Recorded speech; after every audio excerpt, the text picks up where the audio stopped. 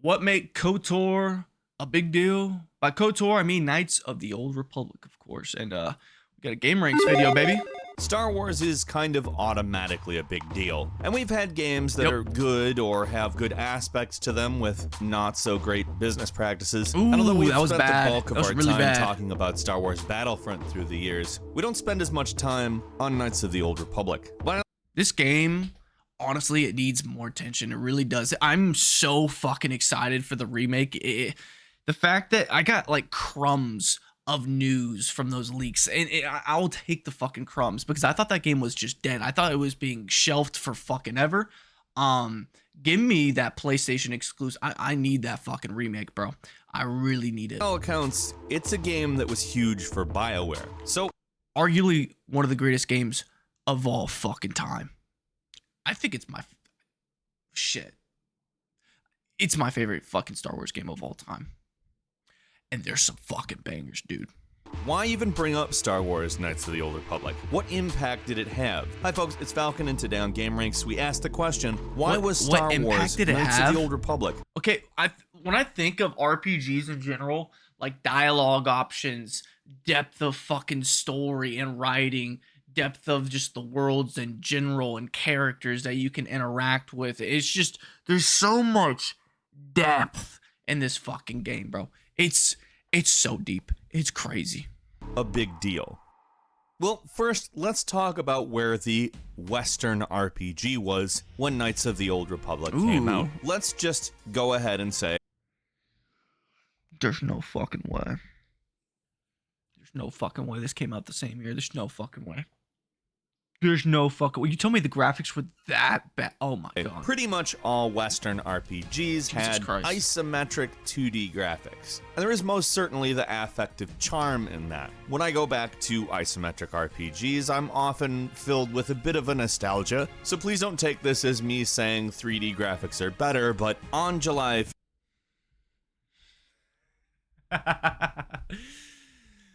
No comment. 15th, 2003, Knights of the Old Republic ushered in a new there age she is. of RPG. Bro, I had the biggest crush on Bastila. It was that crazy. looked more like a cinematic film. And That if you shit go weird. back to the Low-key, now graphics that I of think this about it. game, you may feel a bit weird about that statement. They're not particularly good. But if you look at the Xbox, which Knights of the Old Republic was exclusive to, Yep. and its contemporary, the PlayStation 2, Yep, that's actually one of the biggest little nuggets of information. The Halo machine wasn't just a Halo machine. It was a KOTOR machine. People sleep on the OG Xbox, man. They really do.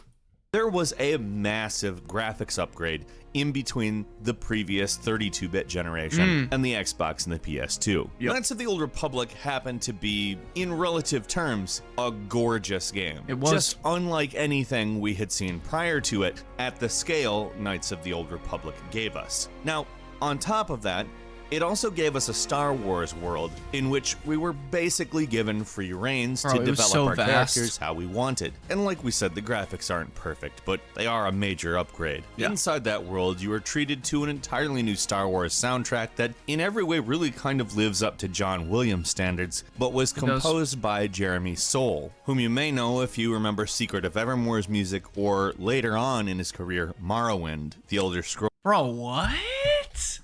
Oh shit. Scrolls game. The combat of Knights You know of what's crazy about the Elder Scrolls games? One of my best friends, like fucking tight with that guy. Shout out to you, bro. He's probably not watching this because he's a fucking normie. We watch college football and NFL all the time together. His I think it's his uncle was a voice actor for like a shit ton of the Elder Scroll games. It's fucking wild. It's fucking nuts because he's not even like a big gamer or anything. He's like, oh yeah, you know my uncle. When I was playing Skyrim one day, he came over and we ate some Dominoes or some shit like that. He was like, where's the pib at, bro? Fucking love that dude. He was like, oh, you know that I got my uncle. He's a voice actor for this game. And I was like, get the fuck out of here. And he's like, no, bro, look it up. We looked it up, and sure enough, his name was there. the Old Republic wasn't something you've never seen before. It relied on a lot of conventions, but it was Star Wars. You didn't have magic, you had the Force. Yep. Before learning the Force, there are various things that your character could learn to do, and obviously after making the Force a priority, there's some pretty cool stuff you can learn as well. It's Yeah. basically a turn-based RPG, and I think I have nostalgia for this game. I'll go back. I've played this game so many fucking times, and I'll probably play it this year too. Before the year's over, I'll probably go on. I've never played it with mods, which I need to do. Comment down below if you know any really good mods that I should try out. I'm willing to do that. But the fucking gameplay is so janky. I like turn-based games too, but like the hybrid system, it's just the dice. Oh man, I love it, but it's so fucking janky, man. I think that type of fighting is kind of always going to hold up. That said, the charm of using such a battle system, standard though it may be, is absolutely just a joy, considering it's something people had wanted from Star Wars for a very long time. The story for this game seems... Story is next to none. This story is the story of Revan is arguably better than the story of Anakin Skywalker. I fucking said it, bro. I fucking said it. I love Anakin Skywalker, but the story of Revan is fucking based. That shit is so good. Pretty standard in that you wake up as a character without a memory and ultimately make your choices to become the Jedi you were meant to be or the Sith you were meant to be. Okay. Dun dun dun. But the thing about that, it's actually the mask for what is a pretty interesting plot. Now, it's not the deepest plot you've ever seen, and a lot of people say that the second Knights of the Old Republic is a bit more nuanced and is more willing to explore the themes of the... But they also, that game came out half-baked, so thank God for mods for that game. Underlying mythos of Star Wars, but I've always really enjoyed the twist in this game. Dude, and I Mandalore. won't say what that twist is, like I said, but it's not something I ever expected in a million years in a Star Wars story. No. And at the time, cinematic storytelling in games was not really a thing. Yeah, at the time when I played this game, like, you have to understand, I saw my cousin playing this on the original Xbox when it first came out. And I went to my cousin's house probably every like 3 times a year, something like that. And I'm watching my oldest cousin, one of the guys I look up to, and I'm watching him play Star Wars, and it's not Battlefront. I'm like, what the fuck is this? I'm just watching him. I watch him for fucking hours. It's like the day before Christmas, and I'm not even running around with the other cousins, and I'm just watching him play fucking KOTOR for the first time. I'm fucking obsessed with it. And a couple of years go by, and I'm constantly trying to figure out what game it was. And I finally figured it out. Finally get it. Dude, it is one of the, like, it is probably the first plot twist that I've experienced. It just, like, that resonated with me and stuck with me. It's one of, bro. It's fucking phenomenal, man. And maybe that's me looking back at it, like, because I was a little kid, and this is like one of the first like big plot twists, like cinematic plot twists that I'm actually invested in, because I'm watching like fucking Veggie Tales and fucking I don't even know back then, dude. Yeah, I wish I could go back and play it again for the first time. Yes, we had very good writing, and in a lot of cases, stories in games would often be among the better stories told, in my opinion. But Knights of the Old Republic did something that just felt really big, and it did it by building characters that were interesting. Jolie Bindo, Bastila, and of course, HK-40. Fucking based robot right there. 47, who did not like humans at all, no. And it was amazing. I'm gonna be honest, HK-47 never ever gets old. No. Watch HK-47's lines on YouTube. If that's the only takeaway you get from this video, just do that. The cast of characters expands from there, and everybody had something to say. They all had lives. Everything felt real, or at least as real as it could for the time and technology. There was detail and clear passion put into the project. And when it all comes to a head and you learn the truth about the game, it's because of all the relationships between all of the various well-developed characters that it actually feels like it has a major impact. Yeah, the morality system was a little bit limited. Like, let's be honest, there's just too many black and white choices in here. They are, but I do love that option. I do love a good morality system. I really like, this is the first game that put me on that, right? And I wish more games would embrace that. I really do. I like, when I think of RPG, I think of that system. I think of games like KOTOR, games like Fallout, games like Skyrim. Could be better in Skyrim, but you know what I mean? that nobody would ever actually have to make. I want more. And sometimes you would just get like points for Darkseid for what seems like no reason. Yeah. It wasn't consistent, and it Oh, you picked your nose. You are closer to the dark side now.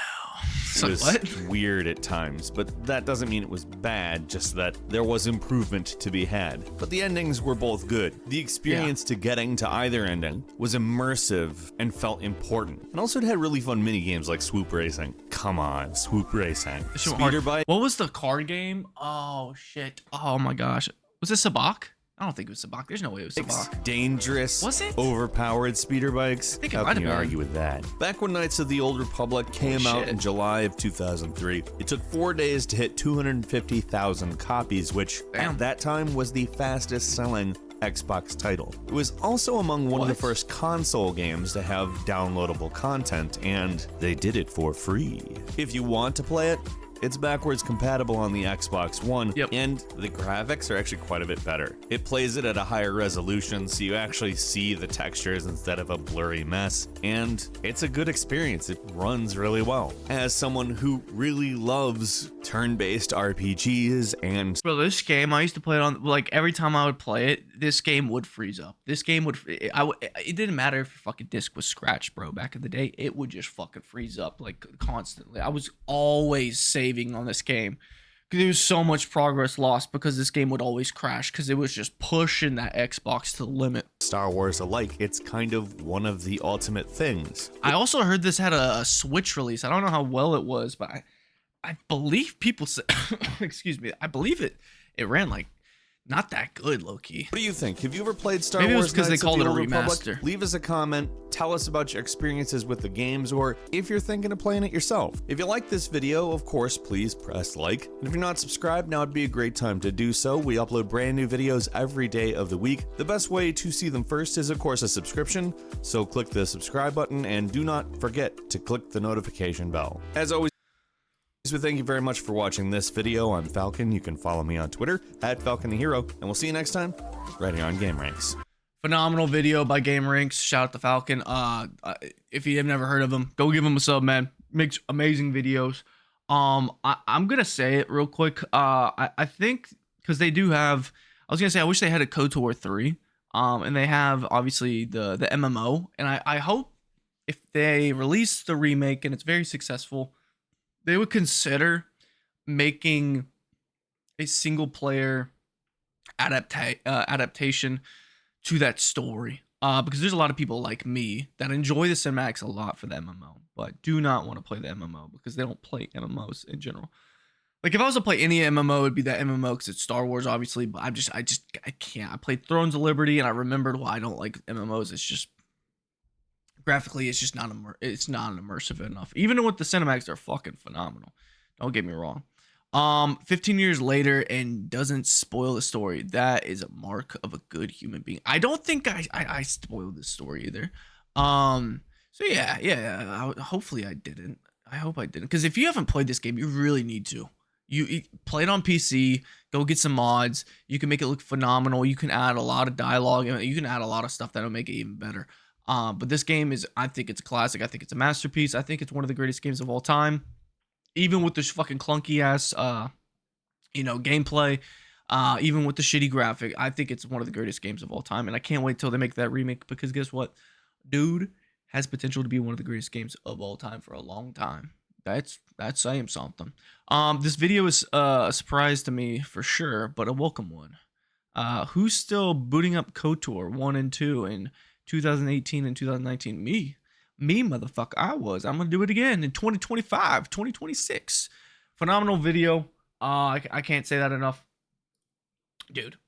Shout out to all the fucking KOTOR fans out there. I love KOTOR so much. Let me know down below what is better, KOTOR 1 or KOTOR 2, and have you read the book of Revan or whatever it's called? I think it's called like just Revan or something like that. And do you like the way they ended that book? And did you play the MMO? Do you like, because I feel like the way they ended the book was good, but the way they carry his story further into the MMO, I don't know if it's the graphics or what, or how they like changed the look of him, but I don't know, man. I don't know if I fuck with it. I don't know if I fuck with that story, man. I really don't. But yeah, dude, comment down below. Let me know what you're thinking. Like the video. It helps push this out to more people like me and you that love this shit. And it makes my day. It really does. And hit the sub button. Let's get to 10K, man. Let's keep the channel growing. Growing. We're doing great. God, I keep on slurring my words. I swear, all I'm drinking is fucking Mountain Dew. It's just really, really late. I gotta push out these videos at bedtime. But yeah, I'm terrible at these outros. I'm sorry. I'll see you guys in the next one, man. Deuces.